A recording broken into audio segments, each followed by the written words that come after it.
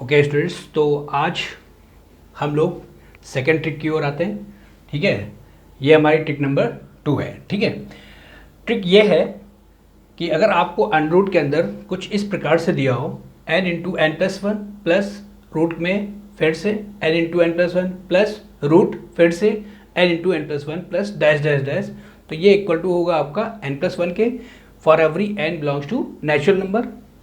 ये n आपका natural number होता है, यानी कि n इक्वल टू होता है आपका 1 2 3 डैश डैश डैश इनफाइनाइट। ठीक है, और अगर ये दिया हो यहाँ पे अगर प्लस और प्लस के स्थान पर अगर माइनस कर दिया जाए, जैसे n into n plus one root में माइनस रूट में n into n plus one फिर से माइनस रूट में n into n plus one minus dash dash dash equal to, तो ये आपका हो जाएगा बराबर n के। ठीक है, for every n belongs to capital N, जहाँ पे n नेचुरल नंबर का सेट है। ठीक है, तो चलिए स्टार्ट करते हैं। सबसे पहले तो हम ये समझते हैं n into n plus one का यहाँ पे क्या अर्थ है। ठीक है, n into n plus one, n into n plus one. ठीक है, मान लेते हैं जैसे हमारे पास कोई संख्या है 6। ठीक है, तो 6 को ऐसे दो संख्याओं के मल्टीप्लाई के रूप में लिखेंगे जिनका डिफरेंस 1 होना चाहिए। ठीक है, जैसे 6 को लिख सकते हैं 2 और 3 के मल्टीप्लाई में। ठीक है, 2 इंटू थ्री, तो 2 और 3 का डिफरेंस कितना है 1। ठीक है, जैसे 12 को हम लिख सकते हैं 3 इंटू फोर, 3 और 4 का डिफरेंस कितना है 1। ठीक है, 20 को हम लिख सकते हैं 4 इंटू फाइव, 4 और 5 के डिफरेंस कितना है 1। ठीक है, इसी तरह से 30 को हम लिख सकते हैं 5 इंटू सिक्स।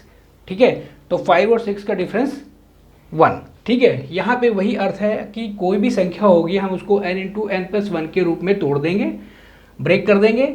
तो n into n plus one में जब प्लस प्लस प्लस साइन आपका चलेगा तो आंसर में आएगा n प्लस वन, और अगर माइनस माइनस माइनस साइन चलेगा तो आंसर में आपका आएगा n।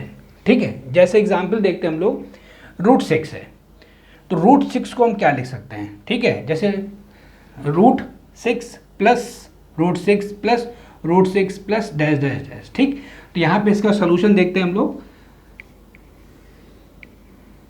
6 plus 6 plus 6 plus dash dash dash, इसकी वैल्यू क्या हो सकती है 6 को हम क्या लिख सकते हैं 2 into three, 2 into three plus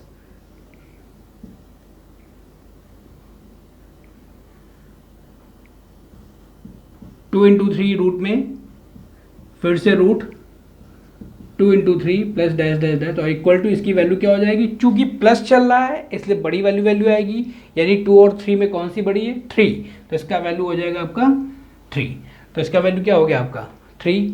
ठीक है, इसी प्रकार से इसमें आते हैं root 6 minus root 6 minus root 6 minus dash dash dash, तो इसमें जब हम लिखेंगे तो यहाँ पे 2 इंटू थ्री लिखेंगे, इस 6 को हम लिखेंगे 2 इंटू थ्री, पर चूंकि माइनस चल रहा है इसलिए यहाँ पे कम वाली वैल्यू यानी कि 2 आ जाएगी। ठीक है,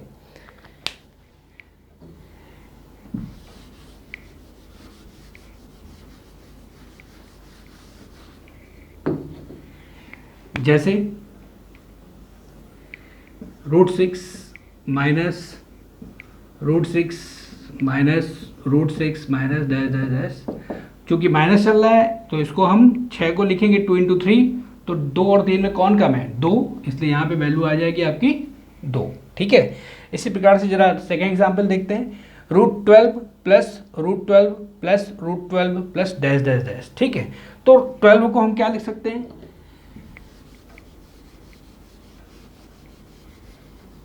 ये देखिए 12 को हम लोग लिख सकते हैं, 12 को लिख सकते हैं 3 इंटू फोर। ठीक, तो यानी हम लिखेंगे जैसे 12 plus under root 12 plus under root 12 plus dash dash dash. ठीक, ये बराबर हम लिख सकते हैं 12 को लिखेंगे 3 into four, 3 into four plus root के अंदर 3 इंटू फोर प्लस रूट के अंदर 3 into four plus dash dash dash.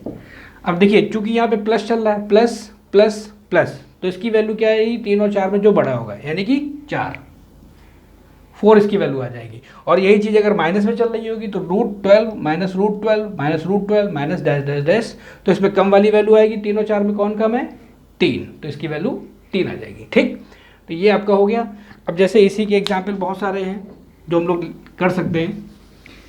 अगर 12 के स्थान पे, मतलब 6 के स्थान पे और 12 के स्थान पे अगर मान लीजिए कर दिया जाए √20, तो आप √20 की वैल्यू लिख सकते हैं। ठीक है, जैसे हमने लिखा यहाँ पे √20, ठीक है, माइनस लिखते हैं। ठीक है, minus √20 minus √20 minus dash dash dash, तो इसकी वैल्यू क्या आ जाएगी?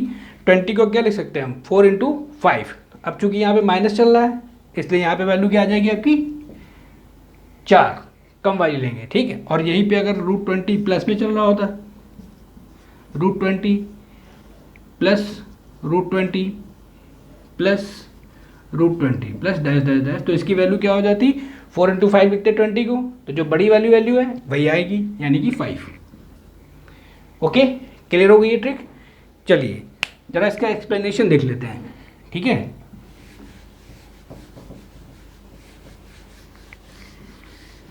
किसी एक एग्जाम्पल को हम लोग ले लेते हैं और उसको एक्सप्लेन करते हैं कि ये एक्चुअली आता कैसे है। ठीक है, सपोज हमने ले लिया एग्जाम्पल में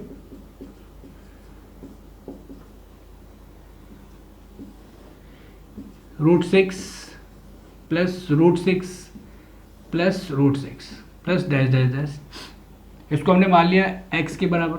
ठीक है, दैट इम्प्लाइज, तो x इक्वल टू क्या हो जाएगा? अगर हम इसको यहाँ पे ऐसे छुपा लें तो ये एक्चुअली में क्या लिखा हुआ है? ये x ही तो लिखा हुआ है। अगर गौर से देखिए तो इनफाइनाइट तक जा रहा है। अगर हम इसको यहाँ से हटा भी देंगे तो क्या बचेगा? वो x ही बचेगा, यानी ये आ गया आपका √6 प्लस x। ठीक है, दो तब इसका स्क्वायर कर देंगे तो ये आपका आ जाएगा x² 6 प्लस x। इसको सॉल्व कर लेते हैं, x² minus x minus 6 equal to 0। तो इसके फैक्टर करते हैं। ठीक है, 6 के ऐसे फैक्टर करते हैं जिसका डिफरेंस 1 आना चाहिए।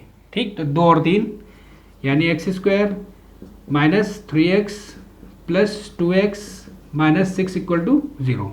6 के ऐसे फैक्टर करते हैं दो जिनका डिफरेंस क्या आना चाहिए, क्योंकि यहाँ पे माइनस शो कर रहा है कि डिफरेंस आना चाहिए, और यहाँ पे x का कोफिशिएंट क्या है आपका 1, तो यहाँ पे डिफरेंस 1 आना चाहिए। तो 3 और 2, 3 × 2 आपका 6 होता है, और 3 और 2 का डिफरेंस क्या होता है? 1। तो इस पर हम आगे करेंगे, यहाँ पे x कॉमन कर लेंगे, ये आपका आ जाएगा x-3। ठीक है, यहाँ पे +2 कॉमन कर लेंगे, x-3 इक्वल टू 0। ठीक, यहाँ पे x-3 कॉमन कर लेंगे, ये आपका आ जाएगा सेकेंड ब्रैकेट में x+2 इक्वल टू 0। क्लियर? ठीक, इसके आगे करते हैं, if x-3 equal to 0, that implies x equal to आपका 3 आ गया 3। इफ x+2 इक्वल टू 0, तो that implies x equal to आपका -2 आ जाएगा। ठीक है, लेकिन यहाँ पे √6 प्लस √6 प्लस √6 प्लस में दिया हुआ है और इसके आगे प्लस चिन्ह है, तो हम लोग यहाँ पे प्लस वाली वैल्यू ले लेंगे। ठीक है, तो that implies x equal to 3, यानी √6 प्लस 6 रूट में √+6 plus dash dash dash equal to क्या आ जाएगा आपका 3। ठीक, और इसी प्रकार से अगर यहाँ पे माइनस होगा तो हम लोग माइनस वाली संख्या, माइनस वाले को भी एक्सप्लेन कर लेते हैं। ठीक है, तो इसकी वैल्यू क्या आ गई? देखिए 3 आ गई। ठीक है, चलिए जरा इसको सेकेंड रूप में देखते हैं।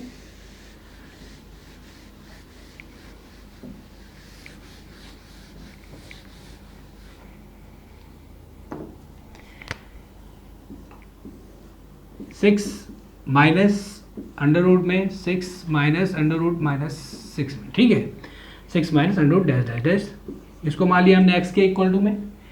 ठीक है, अगर हम यहाँ पे इतना छुपा लेंगे तो देखिए गौर से ये पूरा x ही है, यही लिखा हुआ है, यानी कि x equal to 6 minus x।